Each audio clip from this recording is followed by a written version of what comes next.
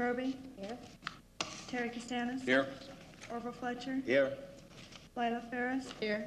Jim Strang. Here. Okay, thank you. Yes, we do have a quorum. Our first item of the afternoon is a presentation by Randy Van Olsen. Randy? Well, good afternoon, everybody. First thing I'd like to announce to the commissioners is the fact that the Sacramento Community Cable Foundation, which has always been a wonderful tongue twister for those of us who use it every day, has established a new doing business as name, shortened ourselves to Access Sacramento.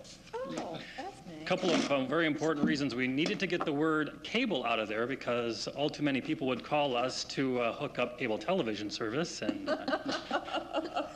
the other reason is, you know, we are trying very hard to raise other funds, and when we go to a funding agency and call ourselves a foundation, they kind of look at us a little cross-eyed. So after a lot of work done by a lot of people, recently our board passed the motion to change or at least establish a doing business as name of Access Sacramento. We still have our official corporate name as the Sacramento Community Cable Foundation. That doesn't imply that you're the only grantee who has public access, does it, Randy? Well, public access, I think so. We are the public access grantee, but of course there are other access organizations in town, as you well know, Terry. But we won't confuse that. I hope all of you have in front of you now a 1989 fact sheet that I gave to Diane to pass out, just to take a look at some of the summary of our achievements of the year. As it shows, we presented 1,848 original programs last year, totaling over 1,100 hours of first-run programming. That was a 45% increase over the previous year. And as it shows, almost 2/3 of that programming was locally produced, with most of that, almost 3/4 of the locally produced programming, produced with our facilities. So we're very, very pleased at how things are going. And as it shows there, since we started in October of 1986, we have presented over 4,100 original programs. And this year, we're off to a record start. In our first 4 weeks of 1990, 200 original programs already, 110 hours in 4 weeks. So we're off to a real flying start. And again, we'll just keep hanging on. As also shown on the fact sheet are figures about equipment usage and training, and it continues to roll in very big numbers. As you see there in training, we have now had over 4,600 enrollments in our training program, and that continues to go and go and go. And just as a little evidence of the quality of this programming, we have a list there of all the national awards that were received by the Cable Foundation and its programming. There were 8 national awards in that 1 year, and we're real pleased with that year, and we just hope to do even better this year and in years to come. We also, in 1989, held our first annual Sacramento Community Video Awards in November at the Crest Theater. And one of our grand prize winners, a gift to Sacramento, and Gene, if you can get in position to show a little excerpt here, that won one of the national awards that's indicated on the fact sheet that was in the 11th Annual Media Access Awards. And what I have to show for you is just a couple-minute excerpt from that program that won this prestigious award, coming right up.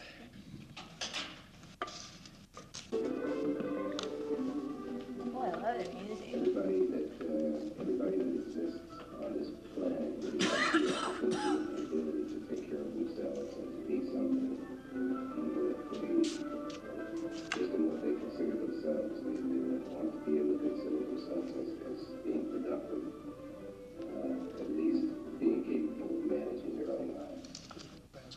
That's something I had a hard time with living around. I spend money like growing trees, and then I didn't have a budget. But, I just spend money. I got it and I spent it. And I'm done. I always wanted more.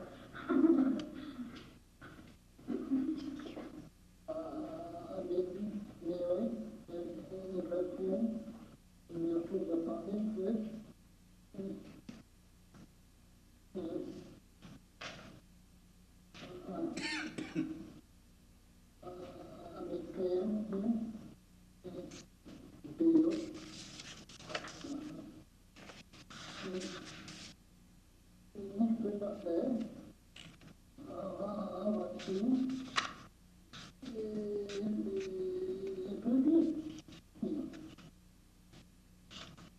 do you like listening to you? I love it. Why? It has its moments, but I love it because I have the freedom to go and do as I need to without having other people do it for me. What do you think the best part about living under? I mean, some of the things you can do now that you weren't able to do before.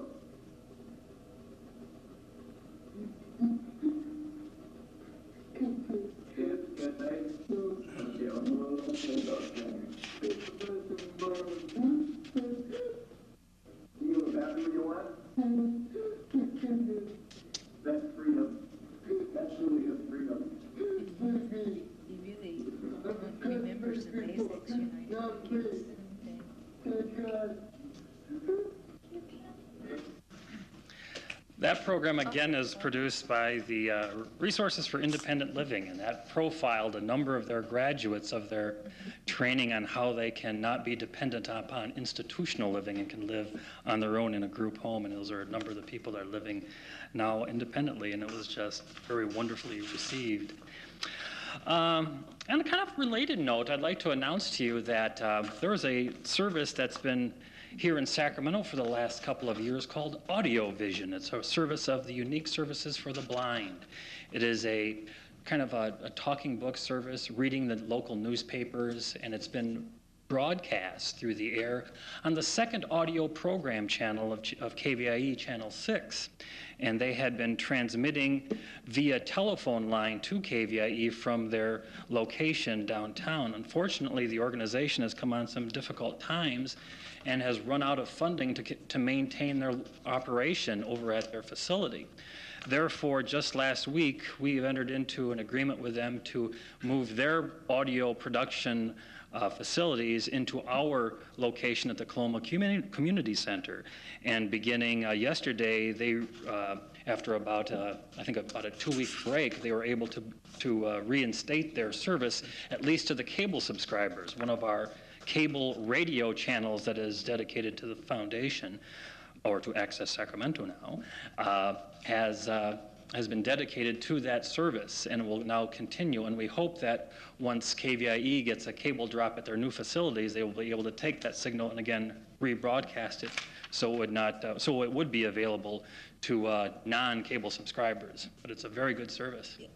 Randy, being available to cable service, can that come underneath that very low entrance fee? You know, for cable, the first... I believe so. I believe the cable company does have a special fee for people who are visually impaired and only want that audio service. I'm not really sure. Maybe Dick can speak to that. What kind of amount are we talking about, Joan? Maybe how much? Well, the only thing I'm aware of is that there's a time when we give them that service as a gift. I'm not sure it's for it all.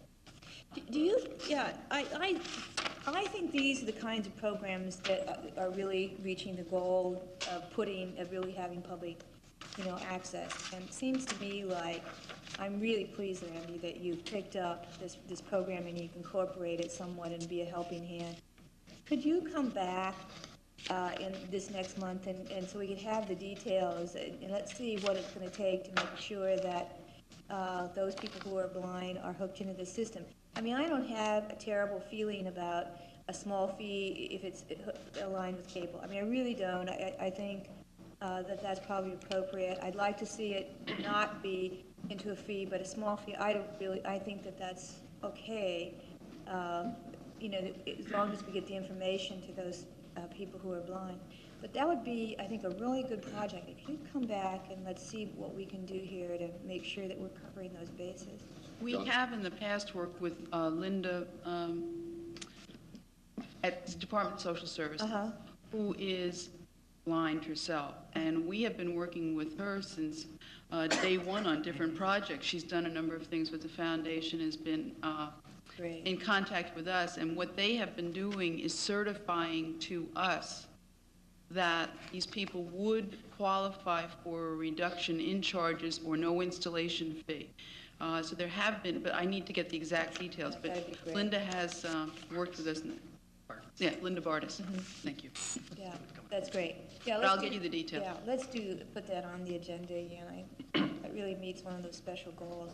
And I think it's great, Randy, that you've been, and your group has been part of that. And I understand John. from the director of Audio Vision, which again has been, or and still is right now, under the arm of Unique Services for the Blind, Linda Bartis' organization, that the primary way their audience has been receiving this signal has been through cable.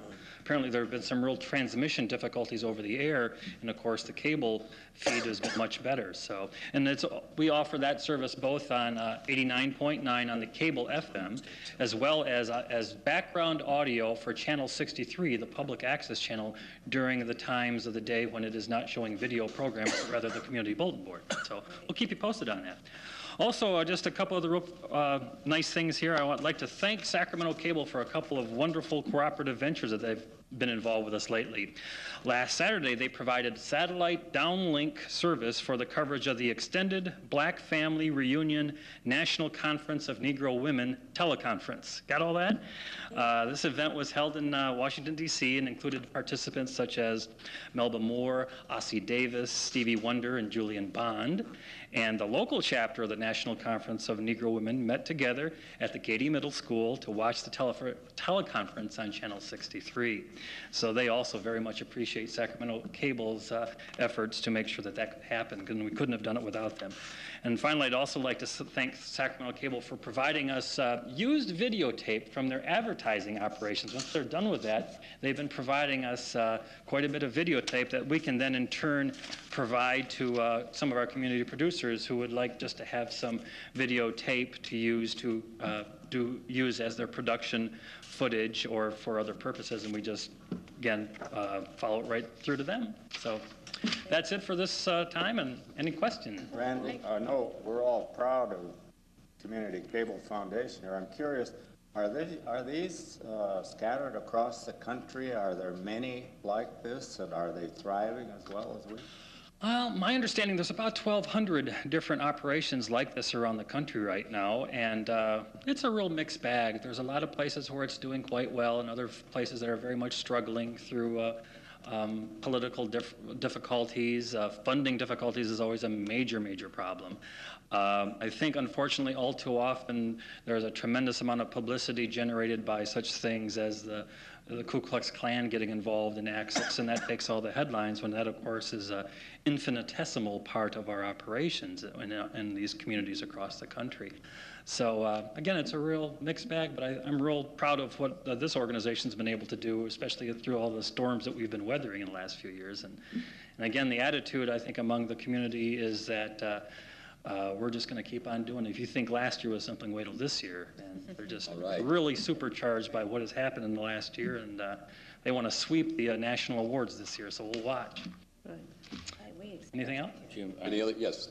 Randy, for your next report, I'd like to hear about the equipment, status of the equipment, and what your replacement plan is, and how that's holding up. Sure. So if you'll just give us a little time on that next time. Okay. Also, just one thing for any of you on the board or on the commission that would like to see that entire program. I know Lynn was really interested in it. I have a home version available on a VHS cassette, so you could certainly borrow it. I would really like to see it, right. and then I'll pass it on in the city, and then we can bring it. Terrific. Okay. Thanks, everyone. Randy, Jean, thank you both, and good luck with your new name, Access Sacramento. Sounds great. Okay, next item, staff report. Rich? Jean, did you have something you were going to discuss? It can be in, Well,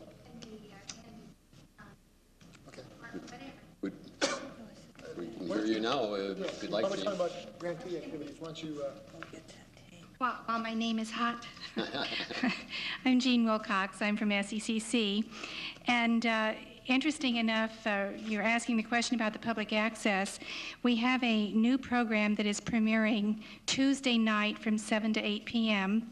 live, and it's also being made available via satellite through the state of California.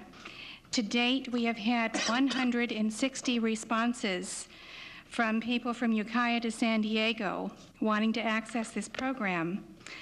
Luckily, the satellite has been underwritten by the Department of Education because the program, Parent Power Math, the Homeschool Connection, has been done in cooperation with the California State Department of Education and all of the school districts in the county, along with Sacramento Cable.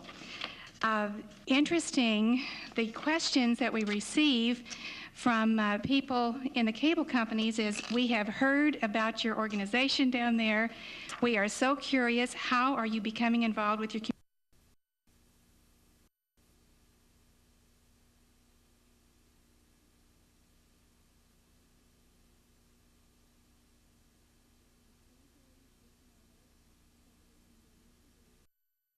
Dismantled so that it can be reproduced. There are no copyright infringements on it. We are encouraging schools to send the lesson homes with their with the children so that they can share with the parents and they can all work on this program. The second brochure that you have in the syllabus is Integrating the Language Arts, another teacher education program that is being provided through the consortium and CSUS. This is a 17-week program. It is a 4-credit course. To date, there are 45 people enrolled, and the first episode will be 4 to 5 p.m. next Tuesday. Many of the teachers in the area are responding. Many are not taking it for credit, but they're so thrilled to have something other than a list of, you must include this in your curriculum, and they're going to have actual hands-on demonstrations. I believe that that's about all that I have. You also notice inside I have included a bookmark, homework helpline. We keep reminding people that if they have English questions, they may phone in Wednesday afternoons from 4 to 5. Are there any questions on this? Any questions for Ms. Wilcox? Okay. Jean, Thank you. Thank you, and keep up the good work. Okay, Rich? I think we'll start doing staff reports on Wednesday afternoons between 4 and 5. Good afternoon. Excuse my absence last month. I was down ill. I want to thank Diane and Brent for carrying the ball. I did watch at home on TV, of course. Continuing in the standstill agreement with Sac Cable, we are in that holding pattern mode now. Brent and I met with Dick and John Moorhead, the Scripps attorney, last week. I can say that Dick and I are okay. We have a meeting of the minds. I don't understand where the lawyers are, but I think they're okay too. I suspect that for the March meeting, if not by then, for sure by April, we will be out of the standstill agreement with the process towards completing the build and the certification, as well as some other changes to adjust the franchise to the PacWest settlement. Basically, we're okay on that issue. Secondly, the county auditor has transmitted, you have before you, the audit reports for the grantees. Nothing remarkable is identified relative to any specific grantee. Some recommendations, general recommendations to us for changes in the rebudgeting process that we'll bring in June, asking that the grantees have their own audit, standardizing format for the applications, et cetera. But nothing outstanding. We're in good shape with the auditor. Next item is relative to federal legislation. Since late last fall, Supervisor Johnson has asked that we keep you abreast of what's happening federally. As reported last month, Senate Bill 1880 by Senator Danforth with 14 co-sponsors still looks like the best bill that's out there now. We've been working with NATOA. We have a draft letter for the chair to sign to keep putting our input in. Until the 2 hearings with the FCC are complete, actually 3 hearings coming up in February with the FCC, and congressional action moves forward also in February, we won't have a good sense of what single bill or 2 bills will focus on. At this point, we are in a general mode supporting re-regulation where there's not competition, indemnity from First Amendment challenges like we've been through, et cetera. As we move on, and there's a specific bill to focus on, then we'll lobby on that specific bill. I have coordinated, or staff has provided information to the capital trip with a brief outline of what we need along those lines. Relative to programming, in addition to what we've been doing with flood, board, et cetera. We've had several requests for additional coverage on a cost reimbursable basis using our crews either in this chambers in City Hall or remotely. They include now SMUD, the Sacramento City Unified School Board, it's now the Association of Sacramento Water Districts has approached us with their response on flood. On the ones that are directly tied to us without any link, for example, the flood ones, under our current policies, if you approve them from a programming standpoint, we will go ahead and build them into the schedule. On the education group, that was the first time that we've heard from an education group. I have referred them to the foundation, to the Education Consortium. If the Ed Consortium is interested in picking up coverage of any of those meetings, fine. They can make their proposal, whatever they want to do. If the board comes back to us after having spoken with the education people and would prefer to be on 65 from our staff states, that's fine also. The key issues for you are that these are cost reimbursable. Recall that our budget provides funding for ourselves and our parent entities as proposed in the budget. Everything above that is cost reimbursable, so there's no net cost to our organization. We are making available to anyone who approaches us, if possible, the option of going live if they use this chamber or City Hall. We will make available, or they automatically get a VHS copy of their proceedings. And lastly, if they like, we'll put a copy in the library system as we've discussed in the past. That seems to be working fine now. I don't know what the checkout rate has been. They've only been in there for a couple of weeks, but VHS tapes are going into the library system. What I recommend at this point is that because the Water District Association has activities coming up in February, and they have not responded to us yet with a contract, but say they will.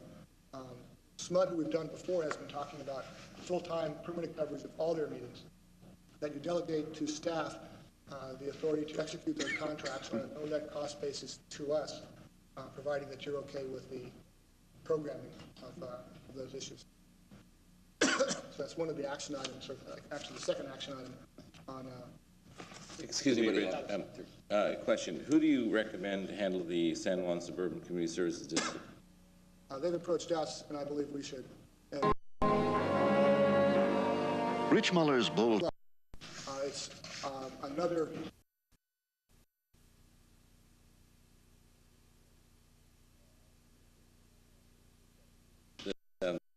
Our commission handle, with the exception of the schools, and those possibly be handled by the Education Consortium. Exactly. Is that right? Refer to the Education Consortium. If the Ed Consortium decides they can't handle it or can't fit in their schedule, whatever, come back to us, we'll pick it up. I've checked with the flood management people with Satoshi and Phil Edgar, and they support the association's, the association looking at the groundwater issue on flood, and it dovetails in with what they're already doing. Rich, on these, you'll recover all your costs plus overhead? That's correct. Including overhead? That's correct. Fine. We have 11.4% overhead indirect built into those costs. In round numbers, if an outside entity is using this chambers, it's in the $60 per hour cost for all the equipment and staff to come out of this chambers. It goes up significantly as you move away from here or City Hall because of setup time, travel time, et cetera. The crew is used to this building, this facility, they can come up real fast. And it flows fairly easily. So there are three recommendations, staff recommendations. One is receive and file the grantee audits, delegate to staff authority to execute programming agreements with those entities described, and receive and file the staff status report. Okay, does anybody? Yes. Yeah. I'd just like to comment that, to me, we're finally using this technology to bring government to the people, and I cannot believe all the different layers of government that seem to be interested. And frankly, if nothing else, it will bring to the public's attention the great number of organizations that there are in the city and county, and how they overlap, and undoubtedly will help the efforts in the consolidation effort if people start tuning into cable television to find out what's available. But I think it's commendable, and I think it's doing exactly what at least a few of us had in mind when we looked at this technology some time ago. I'm very happy to see staff be aggressive in this area. I'd like to move the staff recommendation. I'll second your motion. I just have one quick question. Yes. You know, I keep thinking about what you said about actually taking the Sacramento City Unified School Board meetings to the educational consortium people. I really see that more as a government entity. And I almost think it should be on the government panel over being on the education. I just think it's more government than it is. And some people may miss it who like to watch a lot of the government stuff. Well, you tell me whether I'm wrong on that. We have been contacted by Sacramento City, and the answer that we have given them is that we'll be happy to provide them with airtime. We have one production coordinator, and his time is spent right now preparing for these live programs. But our suggestion to them was something they might consider, in that Sacramento High School has developed a nice television production studio. McClatchy is in the process of doing that. And so there would be an opportunity for students to gain practical experience doing that. They could provide us the tape, and we'd be more than happy to put it on, if in fact that's appropriate. To us, it seemed like an ideal solution. The foundation could do grants on site. That'd be wonderful. When I discussed this with Liz a couple of days ago, or a week or so ago, referring them over, one thing I do recommend that whoever does the actual taping, be it the students or wherever, that a copy come back to us for replay on 65. I think maybe that's the answer. That's the answer. But what I'm trying to avoid is a sense of competition amongst the grantees. No, I We want the understand. information out in whatever way it's most flexible, easiest for the requester. Yeah, no, I understand it, but I almost see it as more government, and I think there are a lot of people interested in those school board meetings. I mean, I really think there are a lot of people interested, and I think, again, it's like Terry says, that's access to government. So I don't care how you produce it. It seems like it would be a good thing for students to be involved in education, whether it be government or other things. But I'd like to see it, seen at least on the government channel. We'll get the tapes back. We'll Good. request it come back to us. That's great. Okay, are there any other questions on item number 2? Okay, we have a motion. Is there a second? Second. Terry. Okay, moved and seconded to approve the recommendations, item 2. All in favor? Aye. Opposed? Motion carries unanimously. Okay, item number 3, cable television license applications. The last 3 weeks, we've had applications for licenses from 2 new companies. Refer you to the map behind you and the article in today's B. AmeriCable International approached us first. They're looking at the southwest area of the county. Walnut Grove being the focal point. They say they have approximately 1,000 potential homes in that area. And the staff report describes their rates and services. On the eastern side, it's Sterling Communications from Colorado. They estimate about 2,500, 2,600 potential homes in that area. Under our licensing ordinance, as created and as recently amended, our administrative process for awarding a license is very straightforward, very simple. And given our own rules and regulations, we could have decided or acted on these licenses today. However, on January 1st, AB 543 took effect. AB 543 mandates a state process that we consider some additional concepts, considerations prior to making those decisions. I should say the board to consider those. In addition, there's a government code noticing requirement that we hadn't backed up to relative to this meeting. Our meetings came too close together. So recommending that we schedule a notice public hearing pursuant to our own licensing ordinance and also in accordance with the government code to consider these licenses at the March 1st meeting. Now, is the proposal to do this by satellite or? Both these proposals are hard cable. No kidding. Hard cable proposals. So, people per square mile out there. Right, but I believe they're looking at growth and expansion. I've had 2 additional calls from other companies looking at some of the pieces that are left. And it's conceivable that in March we could have 2 more license applications pending. Toby, have you looked at the map? Do you see that they're across the freeway from you? And Yes, I see that, and I'm very much opposed to it. I'm just fighting something else here. Why aren't they on my side of the freeway? Will there be dual cables in the trenches? I mean, will Mr. Davis request Not going to be on trenches out there. They're not going underground, are they? It's all aerial? This will be aerial and underground. Primarily aerial, as I understand from my conversations. Since the staff report went out last week, Dick has asked me, and I've asked Grant to give an interpretation of the franchise expansion language vis-a-vis AB 543 and the licensing ordinance, and Brent's working that out because Dick has expressed some interest in what we have here also. Don't have an answer for that. That's only happened in the last couple of days. Question. Is, oh, pardon me, did I cut something off? Is the Pacific West also active in these same areas? According to this morning's paper, Pacific West said that they have, I believe, 50 subscribers in the area that Sterling has on the east side already. Diane and I and staff took a tour of the Pacific West operation last week.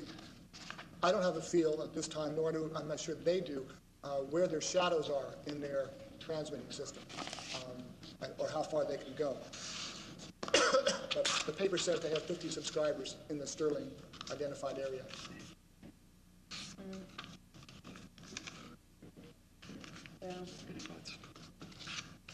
Interesting, but we'll have that on our agenda in March. Yes. We need action today to call the public hearing. I just had one quick question, comment, is having been off cable and coming back onto the commission, I need to probably meet with you and talk about what kinds of conditions that we can require on these new companies coming in. And I realize that the legislation has totally changed. I mean, we're not even playing the same ballgame which we did a few years ago. But in between now and then, I need to sit down with you again and walk through what we can and can't do, because I think it's really, I think we have a big obligation here to try to do the very best as we can to protect people as we expand the cable. And I think it's a real responsibility, something very serious. I need to sit down and talk with you about that. I'll set it up. I'll schedule a meeting with your staff. Yeah, that'd be great.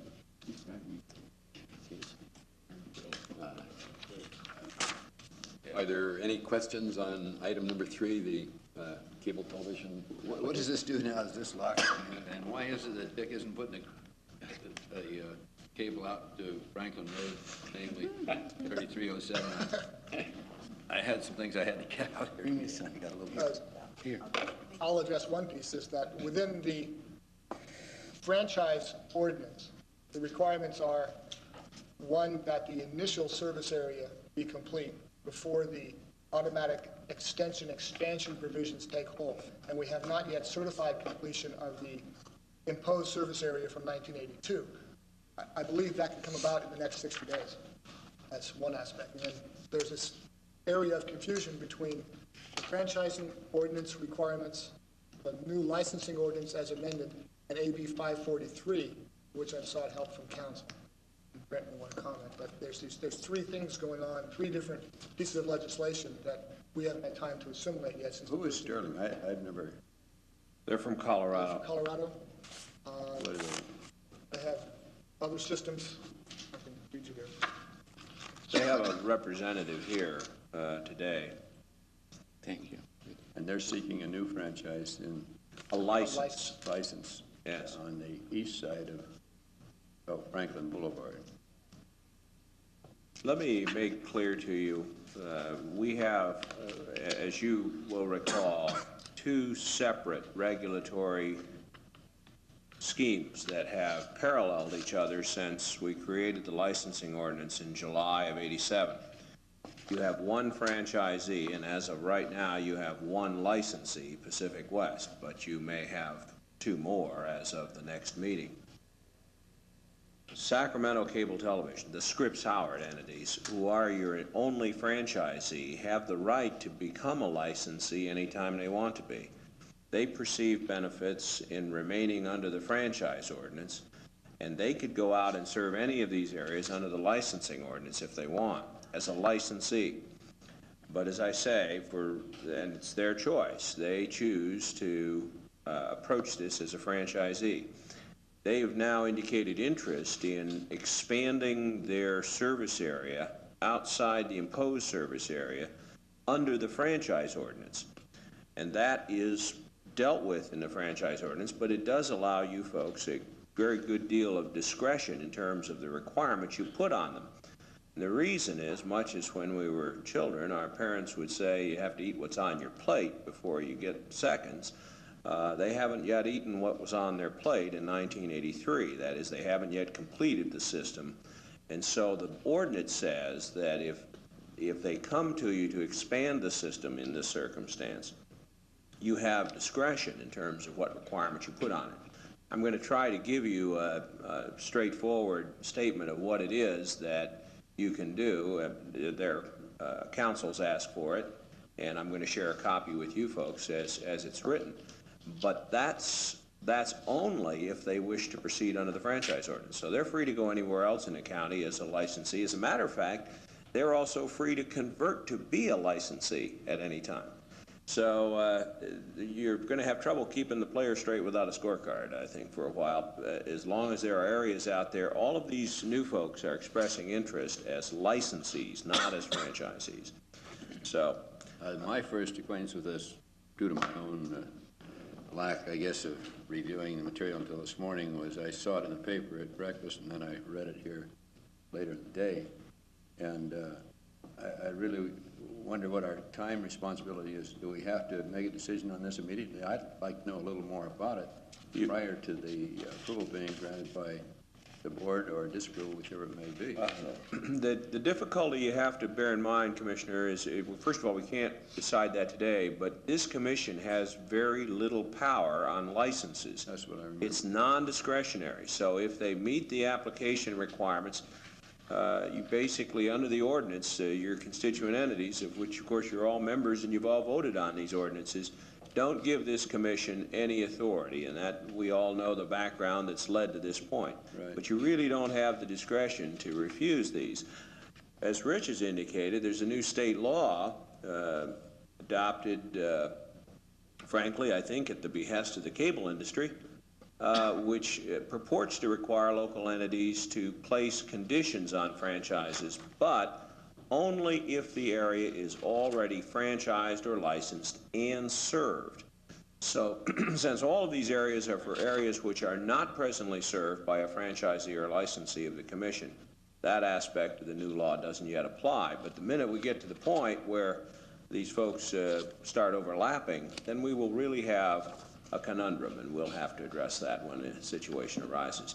But right now, as to the licensees, our big problem is that the new state law requires 2 publications a week apart, and the first one 14 days before the hearing, and we just simply couldn't make the timing on it.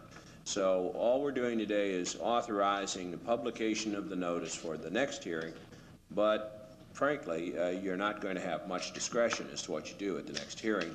As to the licensees, how does a licensee choose the specific area in which they're going to seek a license? They are free to describe any area. Decision? They can decide any area, and basically all the amended and restated licensing ordinance requires is that they describe it meets and bounds by streets, and that's what they've done. Up this street, down that street, over this street, and so forth. And then they bring it to Rich. And Rick says that at the present time is not licensed, so you can go ahead with it. Well, it has to come before the commission, because the way this was set up back when Mr. Smith was director is that he wanted the commission to actually vote on each license. And that is the process we're continuing to do. But frankly, it's a good process. Well, I think it is too, but once it's certified that the application is complete, there's really not much more you can do. If you decide the application is not complete, of course, you could reject a license on that basis. But short of that, the commission really doesn't have any power. You're saying that we're just automatically required to give approval? The amended and restated licensing ordinance sets some very, very minimal requirements on applications, and after that, yes, it is a non-discretionary ministerial license. That's not an exclusive license. Oh, by no means. By no means. So as you say, you might have 3 or 4 come in the same area and want to serve it. The big advantage of getting it started early is that you get your cable in or your transmitting equipment and you're ready to go. The other guy has to come after you. That's right. The application criteria, the administrative criteria for a license, basically the name, address of the entity, satisfaction of the bonding requirement, being a $2.5 million bond or a bond tied to the number of plant miles constructed, insurance, and a map.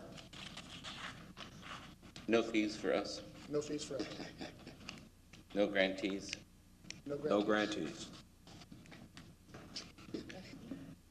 Of course, I would point out that we don't have any grantee support from any That's right. of our franchisees or licensees at this point. Only Is this there commission. anything happening on the microwave transmission deal? The Pacific West, Yeah. I mentioned we met with them last week. They claim to have 4,000 subscribers. This was in the paper, adding 50 subscribers a day. Where is it? How many a day? Presently in transmission? They say 50 a day, it's presently in transmission. Their advertisements say that they added HBO and another premium channel last weekend, and they're all over the county, as near as I can tell, and outside the county also. And have you actually viewed the transmission? Do you know what it is? We went on a tour of their facilities last Tuesday, staff did, and the reception quality was fine, although that was at their offices. I suspect that might be. I inquired about areas of shadowing, areas where the microwave doesn't work, and from what they said, they aren't sure exactly where they all are in town, but downtown is a tough area to serve. Downtown at what? Downtown, I asked him about my home, and he said probably not. Just curious as to what What do they say about out in the country about Yeah, I suggest you call them, we can call and check. They say that Elk Grove was good quality pictures. Okay. Lynn? have them give me a Lynn call. first, please.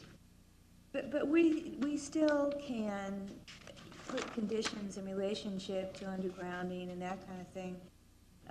Local government can, as far as putting into their streets and that, we're working through the public works departments through the city and the county as those go in to make sure that they're meeting the standards and that kind of thing. Right. We need to kind of get reports back on that. I know that if I get a complaint, I know where to take care of that. But if new companies come in, they have to maintain some standards here. The change, I believe, is that rather than the commission being the coordinative point in that process, as we did for Sac Cable in the initial build, the individual public works departments and utilities are dealing without us in the middle. However, in working with them the last 5 years, the construction standards will continue as the ones that we've used before, but on a cooperative, voluntary basis. I don't see any major changes along those lines at all.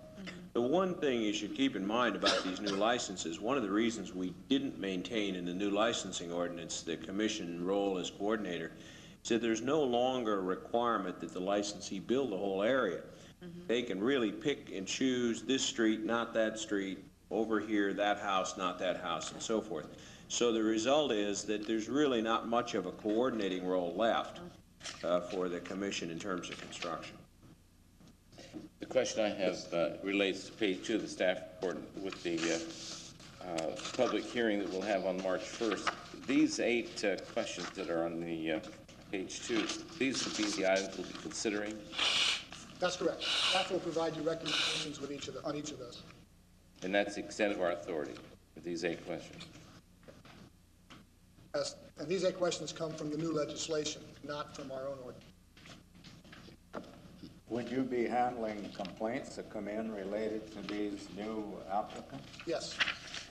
You would handle them in the same way as you do the president's?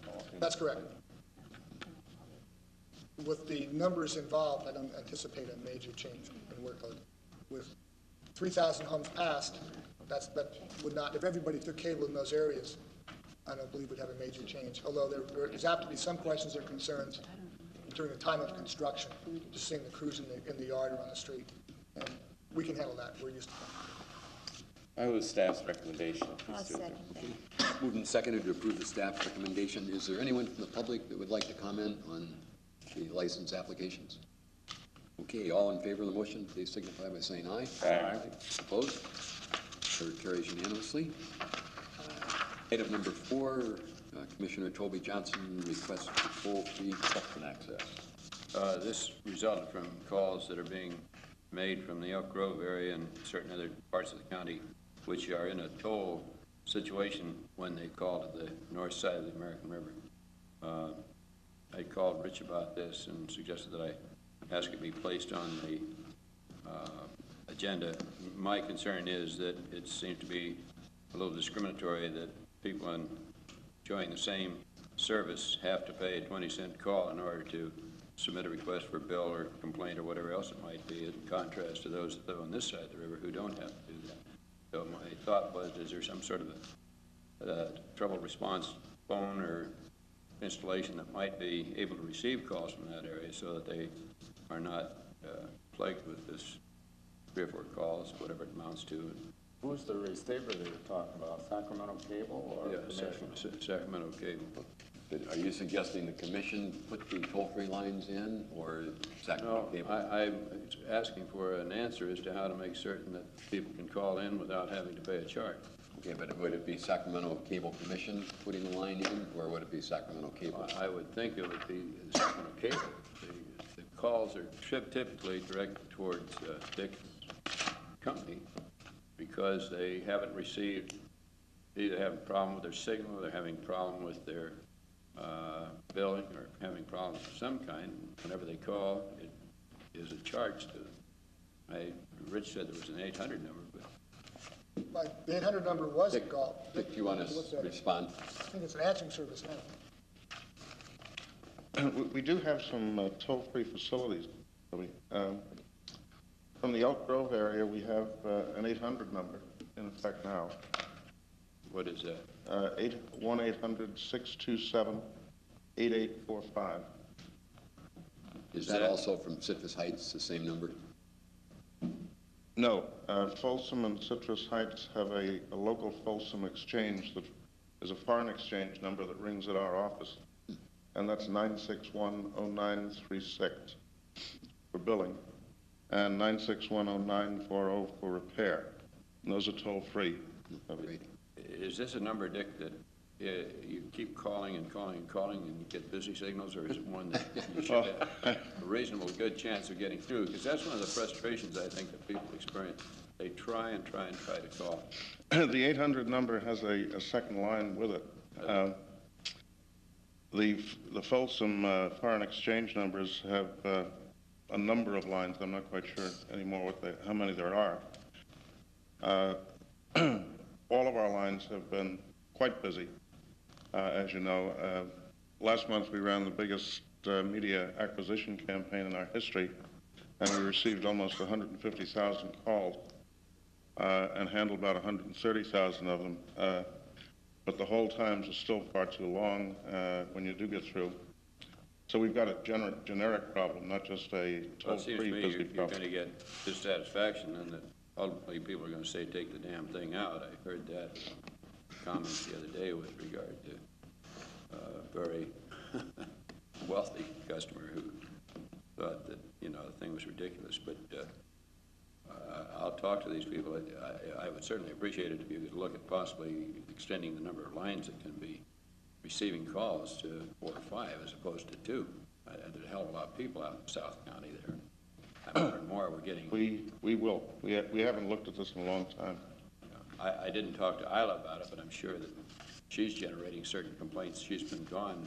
Even when I received the call, I didn't talk to her just a couple of weeks ago. No, we will look at expanding the line. Okay.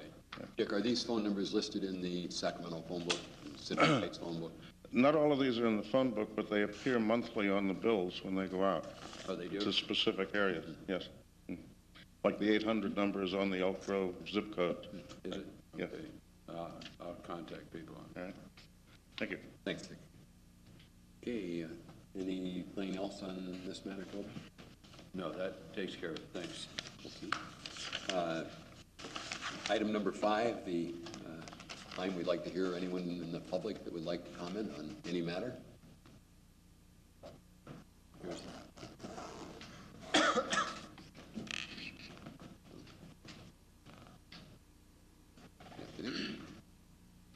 My name is Bob Ling, president of Cable AmeriCal.